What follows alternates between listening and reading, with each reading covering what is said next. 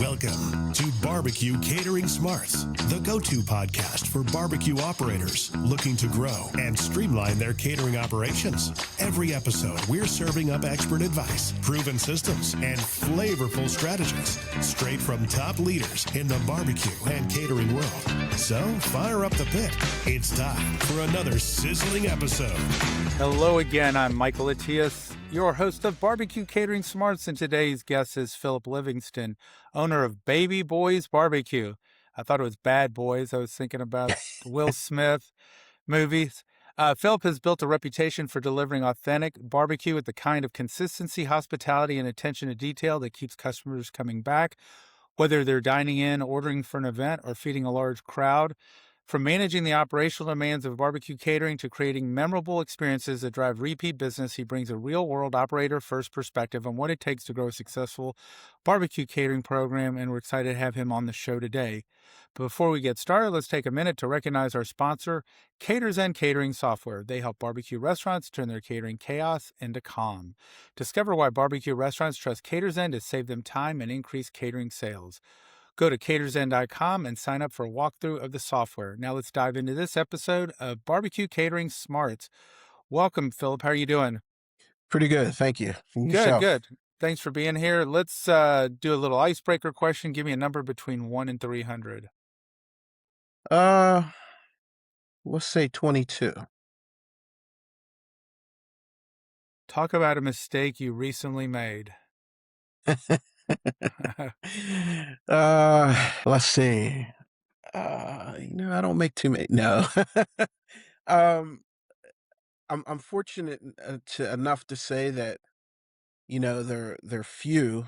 I try not to make them. Of course, that's everybody's goal. At least it should be. Now you got me thinking what my mistake was. Well, kind of say maybe in some hiring, um, in that field. Maybe you thought someone was who they really aren't. Uh, We've all been there. yeah, yeah. So I would have to say that. I think sometimes we make them out to who we want them to be and believe they can be. And in Yes. hindsight, we see the writing on the wall. It was always there. We ignored it. Yeah, I mean, sometimes they spruce it up. They come in, they dress right sometimes they don't, but when they do, they come in and, they put on a show for you. It's like that representative, they have. So, sometimes it's easy to make that mistake, but, It's you like know, dating. Everybody, takes a shower and puts on some cologne and absolutely, absolutely. yeah, but it's 6 months in that you really know what you got. So I get that. We've all been there. And that's probably, I've always said, if it wasn't for people, there'd be no problem. So that's definitely a big challenge. Even if you are good at it, you're still failing a lot. Yeah, but, that's true, very true. But, like I said, you try not to make those mistakes and, you know, being in the years that I've been in, you kinda see a lot of things go on, so, you know, um, you know, but, it happens. For sure. So how long have you been in the business? How'd you get your start with Baby-Boyz? Um, I've been in the business 22 years. We started in 2004. I got laid off from a job and, I was sitting on the couch and trying to figure out my next move. And, I'm watching the show on Food Network and I said, "That's it." It was a barbecue show. I couldn't tell you which one it was, but it really struck my interest and got me, my thoughts going. And I talked to my wife at the time, and I said, "This is what I wanted to do." So she was on board, and simultaneously with that, I was working. I just received a job at our county jail.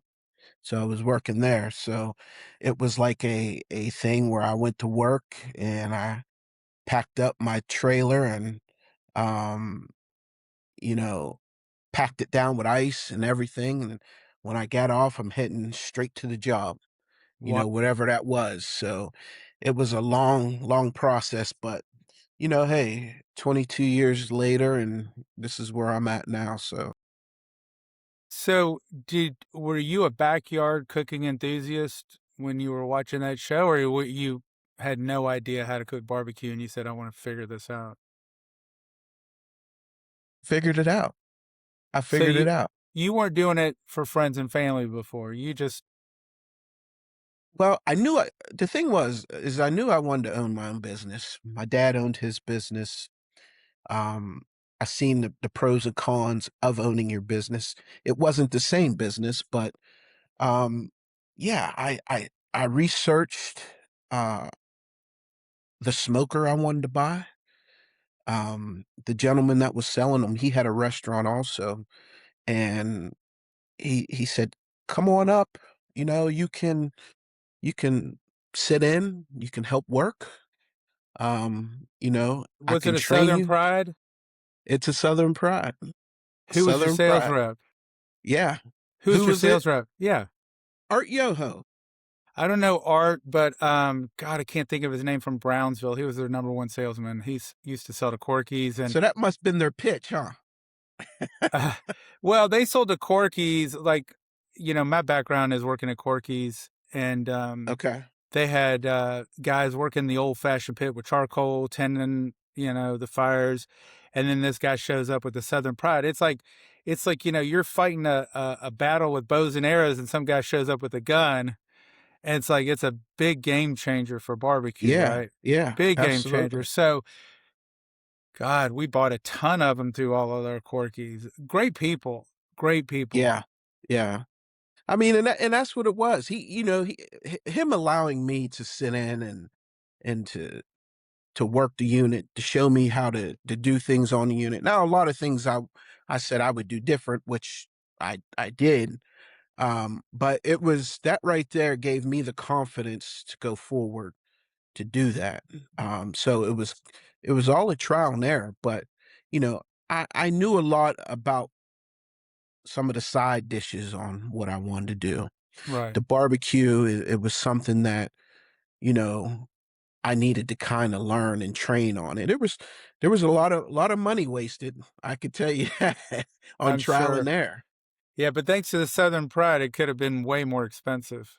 Absolutely. Absolutely. You know, I've always said that barbecue couldn't get mass market appeal, like these chains that come out without the Southern Prides of the world, because, you know, first of all, finding somebody who's got the skill to operate a pit and Mhm. wants to work those crazy hours and stay up all night and tend to the fires and all that, it's tough to find that these days. Right. And now with Right. the Southern Pride, I mean, literally, you set it and forget it. I mean, we would put our shoulders on. 20 hours later, we come off. 7 o'clock in the morning, they're coming off. I mean, good bark. And I'd take a tong full, put it on a bun with some barbecue sauce and coleslaw, and that was my breakfast. It was Yeah. amazing. Yeah. Yeah. In Yeah. fact, I'm getting a little like a what do you call those Komodo grills or whatever up in Michigan just to play with to be able to cook a pork butt. I don't have any aspirations to own a barbecue restaurant again, but I want something easy to use. And now with the thermostats and the billows and stuff, it's crazy. So Right. let's take a step back. You said your father owned his own business. What did he own? He was in the mental health, business where he kept patients and that those types of things. And the truth is, um, he was a one man band, how I started, and he cooked breakfast, lunch, and dinner for his people. So, you some of the things that you retain, you don't really think about. I watched my father all these years cooking breakfast, lunch, and dinner. You know, that's a lot of where I got it from. So, What did you learn from him? Like what are because sometimes you learn what to do from your parents and sometimes you mhm. learn what not to do. What were the big takeaway lessons from seeing your dad own his own business? Seasoning, the way he seasoned his food, from chicken to pork roast to pork chops and to ribs. Um, Never really got into much barbecue he didn't do. He was just more of a home cooked Southern type style of cooking. Yeah, but some of the mixtures and the flavors, and you kind of learn how to blend and those types of things. So that that's kind of my training, and I get a lot from my mom too. She cooked a lot and did a lot of things, different things. They Right. had two different styles of cooking, but hey, I was never skinny a day of my life, so I can feel you there. Were there any business lessons you learned from your father or anything that you saw how he operated as a solopreneur that you say, "Hey, I definitely don't want this because I saw my dad go through this"? um, I knew any business that I would take on, it would be, an uphill battle because nothing's ever, really easy. But yeah, just the way he showed up every day. He showed pride in what he did. He loved those people. He loved his people. And, those were his customers, and learning to love your customer is key, because they'll keep coming back to you. That's a lot what I've learned. So, but yeah, that was his customer, and I had to learn how to love my customer. And, that's how I keep getting them back with the consistency. He fed them well. And that's what I try to do. I try to feed my people well, um, whoever that may be. Yeah, I can see that you have a general good energy about you, and I'm sure that that carries through. There's nothing worse than waking up and dreading what you're doing, and everybody can Right. sense it. Okay, so you started in the 22 years ago. You had a trailer, working in corrections. What'd you do before corrections? I worked in corporate America. I was an account manager. I did a lot of whining and dining. So So, you got a sales background. yeah, little sales background, majors marketing, graduated a marketing degree, business, MBA. It's funny. I say this. I bet you 75, 80% of the people I interview have Hmm. sales in their background. Yeah, It's, you know, nothing happens until you sell it. right. It's So important. It's important. yeah, for sure. Because, what is it? Shy salesmen have skinny kids, Zig Ziglar said. You're welcome to use that one because Thank I've you. stolen it. I never heard that way. Yeah, it's a good one. So, how did you build your business in the beginning? Because I'm guessing you're working out of the house or a commissary. You got your Southern pride on a pit, and you got probably a pickup truck, and you got Cambros and coolers, and you're just, you know, Yeah, that's it. I mean, you nailed it. That's it. Uh, you know, I I was a lot when I first started. I was a lot of door to door. I would show up. I had the Southern pride where I had this. It was just on the trailer, yeah, and I got the sign on top because to me that was important for advertisement. And I built a sink. I got the trailer big enough where I built a sink on the side of it, threw a tent up in the front of the doors. And, sometimes I would just drive that thing around just to advertise. And, when I first had that, nobody else around here had anything like that. So it was a conversation piece. And, I'm showing up, I'm doing parties, house parties. And then I get into, a little bit of business and corporate, and, just working my way, uh, trying to find a way to get things out there, letting people sample my food. Just, let them taste it, give it away. That right there was a big help in, getting my business out there. Because a So lot of times I would go to a fair and they would just walk by me and this and that, and I'm like, come here. You gotta try this. If and I know you're gonna like it, but and once they tried it and they did, and a lot of times that person would come back. So that was my thing where, okay, and that was the gimme. I'm gonna give it to you. You're gonna come back, and then we're going to do it to this person, this person, this person. So it start. That's how I start doing that. So I start picking people up and one at a time, one at a time. I mean, that's how you build it. Would you say it was more word of mouth or a combination of word of mouth and knocking on doors? More word of mouth. I mean, I did do some knocking on doors, putting stuff in mailboxes and flyers and stuff like that. But after a while, start picking up. People start noticing. I try to be as consistent as possible because I know that's important. And it finally found my way. How long were you in the business before you could quit your day job? Uh, let's see. I think I was 8 years in. Wow. Um, and what happened was when I first got my brick and mortar, um, the goal was to continue to work as long as I could because I had benefits and I worked for the county. It was I had something. Um, the first day I went back to work after I opened my brick and mortar, I had a girl call off, and I was like, something's got to give because I had nobody else. I mean, we were Right. just short.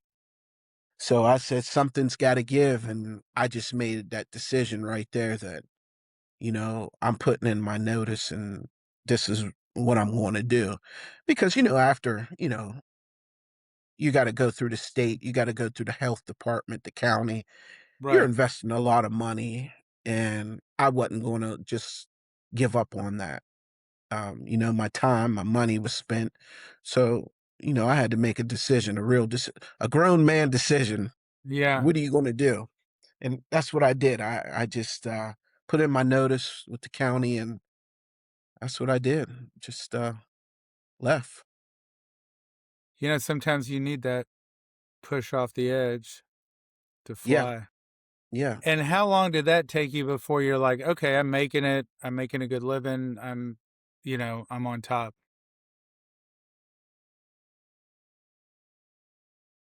Probably not until 4, 5 years ago. Wow. Yeah. So what do you think? What do you think could have gotten you there quicker? Well, I think the location where I was at, I think it wasn't the best location. Um, a lot of people still really haven't seen us or heard of us or might have been a little skeptical on is their food really good, and some people just didn't said they didn't know the services that I offered. They thought I was just catering, and Right. I had a little storefront where I offered no you, I had about 20 seats you can sit down, and well, nothing real big. uh but when I expanded again, I bought an old Dollar General, Really? fixed it up.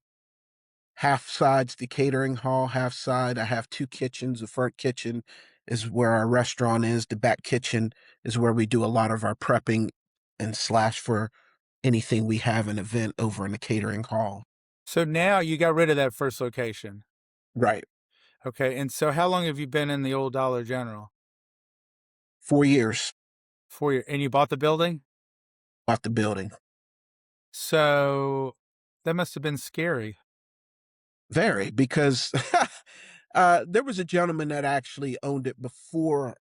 It was a pizza shop, but it was known as Dollar General. And he did some work, not much work. Uh, I invested a lot of money into it, um, and really brought it up to speed, because there was definitely a lot of wear and tear on that building. And um, now it's home. This is where I see this is it. No, no more. This is it. And I guess the advantages are you're making yourself wealthy as you pay off that building. You've got an asset that's going to pay for itself beyond the restaurant. Absolutely. So Absolutely. that's exciting. The building's so big, it has, it has potential to be more. I could put apartments upstairs. Really? Yeah, that's the goal. I mean, there's a whole upstairs as big as the building, because it's like 7,200 square feet. So it's a pretty large building. If you can just imagine, well, it's the old Dollar General, like a depart. Well, before that, it was a Murphy's. If you can remember, I don't know if you know No. Murphy's. They were like a Woolworths, Okay. so to speak, department store. So there's a But it's a second story to the building? second story and the basement. Yeah. I mean, you could do storage in the basement. And I mean, that thing could be a big cash cow when you're all done with it. That's awesome. There's some people who've made more money selling their buildings than their businesses, There you go. especially downtown Nashville. That's very cool. So let's talk about the catering hall. Did you build the catering hall when you bought the building, or did you wait? It was divided off. I did, you know, update that a little bit, put some chandeliers, some new walls, and things like that. It's small. See it, about 140 people. So is it more high end catering hall, or is it more like barn, farmhouse, vibe? What's the vibe? Yeah, I would say more high end, more Okay. high end. And so do you cater things besides barbecue in there? Yeah, we do more than barbecue. We do a lot of um we do traditional, your catering, traditional catering, your pasta, your chicken, green beans, and stuff like that. So just And about anything anyone in wants. anything, yeah. I do more than barbecue, but that's just my niche. And What what percentage of your sales comes from the catering hall versus the restaurant? I'm still growing that part of it. Yeah. Um, the restaurant, I mean, it's probably like 75-25. So you got a lot of upside potential. Yeah, absolutely, Now, do you absolutely. do you charge for the catering hall, or is it included when they book a catering? I do charge. So I mean, my options are you can rent the catering hall just as itself, or you can rent it and also hire us for food. So we have some options available where you can do one or the other. Gotcha. So if I were to bring in my own caterer, are you charging me more to rent it because you're not getting the catering sales? No, no, I just rent it out. Some of the perks you don't get. I mean, I have a bar back there. A bar gun. I mean, if you want to use that, then well, I guess you do have to pay for that. Yeah. Any alcohol, no outside alcohol comes in. You would have to use me for that if you Right. wanted that. But it is the same price, but we do charge based on a number of people. Uh, if you're over 50, we charge a certain amount. If you're below 49, we charge a certain amount. Now, in the beginning you were doing word of mouth marketing. How about Mhm. now? How are you promoting your catering business and your catering hall? Pretty much the same. I do some advertising, of course, everybody's social media. But it's still a lot of word of mouth. We're still bringing in new customers, um, but mainly maintaining what we have, because we have built a reputation and a name for ourselves. So I take pride in that, and that we want to maintain that. And also, daily we're still bringing on new customers. So Good. we do a lot of activities though too, like with the other local restaurants around town where we have like for instance, you know, me and another young lady, she owns a coffee shop. She also has a liquor license, and um we're blocking off the street. Um we're doing, entertainment, 4th of July celebration. So, and that brings a lot of people in, a lot of new people, a lot of different people that haven't Right. heard of her, heard of me. So they see what we have, they come and they try it. So we do a lot of special events like that, pub crawls and things like that. So it's nice to be networking in the community, get your name out there and what have you. Absolutely. So Yes. you mentioned earlier you have an MBA. Hmm. I've always found you can learn a lot in school, but the school of hard knocks is the best teacher. So what are the top, couple of lessons you've learned the hard way that they didn't prepare you for with your formal education? Um, I tell you what, like some of the sales that I've learned, just some of the techniques, you know, um, I've sold insurance. It was my very first job out of college, Yep. and I had to go to school down in Memphis, Tennessee. That's where I grew And up. yeah, okay. And I sold for his American General, and we had to go through this 10-day training course. And there was a sales rep who wrote the manual, and there was just a lot of things that I've learned on sales technique and things like that. So phrases that I still use today. Procrastination is the leading cause of failure. Just those types of things. Um, and it took me to my other job, which I did, a lot of wine and dine and those types of things. And that And what were you selling there? we did appraisal, title, closing services. Um, and I was pretty much wine and dine. Went to the on-site of our customers, which was the bank, Yeah, set them up and those types of things with our systems. And they sent us their appraisals, titles, and closing services. that's cool. So, So yeah. you've got a So, lot of sales background. Anything else in business related, accounting, finance that you picked up along the way? I mean, not, yeah, I mean, you do pick up some of those things, I mean, I pick a lot up now from my accountant now, and I'm nowhere near a good accountant.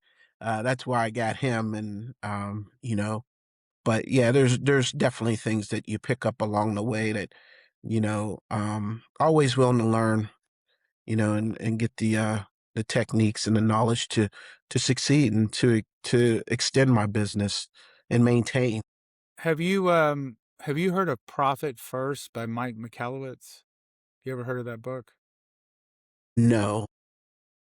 So he's a friend of a friend. I've met him before, and he talks about, and it's really true. I see this a lot where people are really good at making barbecue, right? They're good at cutting hair. They're good at being an auto mechanic, roofer, whatever it is, but Hmm. nobody ever teaches them the language of money. Okay. That's a very hard lesson learned. If you don't know it on the front end, you can get handed quite an expensive education along the way. Yeah. So he reverses the P&L, and you take your profits out first, and whatever's left, you got to figure out how to run your business with. Yeah. And I thought it was very, very profound. He's helped a lot of people. So I'm definitely, both my kids, I told them, if you want something that's always going to serve you well, become a CPA, because it doesn't matter what the sales are, it's what's left at the end of the day. You could have $100 million in sales, but if you spend $101 million, you're in the hole. Right. So Right. yeah, it's crazy. So um, when we before we got on here, you talked about you have a fruit stand, bakery. Tell me how that came about, right? You know, you got a restaurant, you got a catering hall. That makes sense. Well, My fiance, she kind of introduced me to like the was the Aussie bowls and Yeah, those types of things and I was like, man, this is really good. And here in my where I live, there's really nothing like that. And got really interested in it, and we've been up and down with bakeries and stuff like that. So my initial thing was to kind of, I didn't think one would work without the other because the Aussie is almost kind of seasonal. Would I have enough people right. here to maintain that? So now I'm start thinking, well, let's put this together. So, and then I thought, okay, since I'm making the creamery, why don't I just make gelato?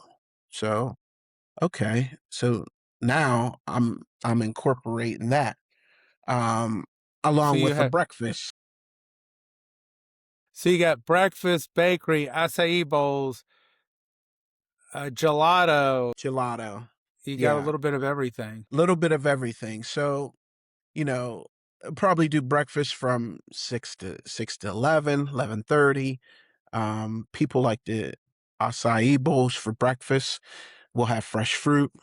We'll make pancakes, miniature Is pancakes it and sit down? waffles. It'll be a small, very small, mainly to go. So is when you talking is your girlfriend running it or doing it with you? She'll probably play a role in it. Yeah, she So has her own thing she does, but is she that the we've coffee shop girl? no, no. Okay, because I'm trying to put together. You say coffee shop girl, and then you're saying bakery. I'm like, oh, maybe he No, liked the no, coffee that's shop girl. two different girls. No, we just collab and we do different things Okay, together. But I'm trying to figure out, trying to no, no, expand that empire one wife at a time. man, you trying to get me in trouble? No, no, no, no, not at all. So, around the corner from so my fiance is from Michigan. Okay, Her grandmother used to own a little ice cream shack, open, basically spring to fall, shut down in the winter. And they yeah, do like soft serve, blizzard type things, hot dog, barbecue sandwiches, hamburgers. yeah, Up the street, and I think she did really well, sold it to another family. Up the street from us, they put in a little soft serve shop. Really cute. They have blueberry and vanilla swirl. So you could get okay, blueberry vanilla or swirled, or chocolate strawberry or that swirled. And they'll make milkshakes, root beer floats, okay. and they have some toppings. Super simple. I'm telling you, every night they're out the door. And on the weekends, what we'll do is we'll drive by because it's 2 blocks away. We'll come back. I said, if I can see the line, we're not going. So the only time we go is 6 o'clock on a Monday night when we know that there's not going to be a ton of people. Like last night, Right. we went on a little walk, and by the time I got in there and I had my ice cream, they're out the door, and they're crushing it because it's soft serve. Yeah, But the way they did it, and you know, honestly, they might be open during the winter, but they could just shut that thing down. The minute you can stop walking outside, just shut it down. yeah, It's yeah. crazy. That's Kids love awesome. that stuff, and Yep. no food, nothing. And if they wanted to cater, um, have you thought about catering ice cream and acai bowls?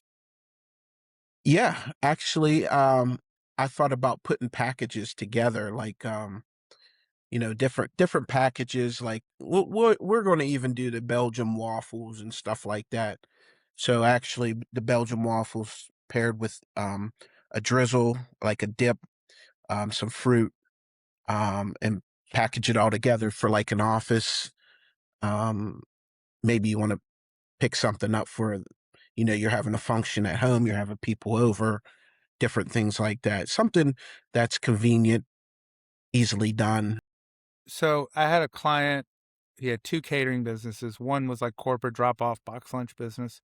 Had an Hmm. ice cream business, and what he used to do is he used to just portion out the ice cream in cups with lids, right? Hmm. And put them in the freezer. So you can deliver them in an insulated container. They're still frozen, right? Puts them out and puts out a toppings bar, makes his Mhm. money. I'm like, that's not bad. If I was a soft serve company up there, I'm like, how would you like to have us at your kid's party or your background? Because that's a nice novelty. And if you could have a soft serve machine you could take on the go, then you got something you charge even a more premium. Listen, I already thought about a trailer with a case in it and or a soft serve, and I've already thought about it. I've seen some, being out in the circuit, doing festivals and fairs and Yeah. stuff. You see some of that stuff, but of course, I thought about it and how I would be different, but yet functional Yeah. and make some money. So, but yeah, I already thought about it. It's There's there. a million, there's so many different ways. Okay. So in closing, I'm going to ask you one, what would be one of your best sales and marketing tips to help grow a barbecue catering business? Um, One, your customer, you gotta appreciate them because you're only as good as your last customer. And two, make sure you're consistent. Um, I mean, for the most part, nobody does it better than the box brand. I mean, you look at McDonald's and the way they do things, and I mean, I watched that movie. I don't know if you've ever The seen it. founder, the Yeah, founder, yeah. I mean, it's just, you know, they did it right. I mean, with um, what was his name? Mike Michael Keaton. Keaton. Yeah, Yep. they did it just right. I mean, consistency. For the most part, you go to any McDonald's, it should taste the same as the one in the next state. It tastes equally bad in any location. But I mean, that's what I No, but get from it, they though. are consistent. You know what the burger's going to be like. The fries are Yes, always going to be good. yeah. The colas are going to be good. You know why their Cokes are good? I was told they make their own carbonated water. They have a carbonation machine. They don't buy the gas, the gas tanks to add Yeah, carbonation. They have a machine that makes carbonation. is that right? Yeah, because if you taste theirs compared to someone else, it's a different effervescence. It is. It is. That's a big word. My fiance uses that all the time. Effervescence? Use that in a sentence. Well, awesome. I appreciate the time. It was fun. I wish you continued success with your restaurant, your catering hall, all your other ventures. It's always nice to stay challenged and, find new things to be working on. Thank you. Thanks Glad. for Thank you sharing. for having me. I Yeah, appreciate thanks it. for sharing. No problem. You've been listening to Barbecue Catering Smarts, where we bring you the best ideas, stories, and strategies from across the barbecue catering industry. We hope today's episode sparked new insights to help you refine your systems, elevate your customer experience, and grow your catering profits. For more episodes and insights, be sure to subscribe, share, and join us next time.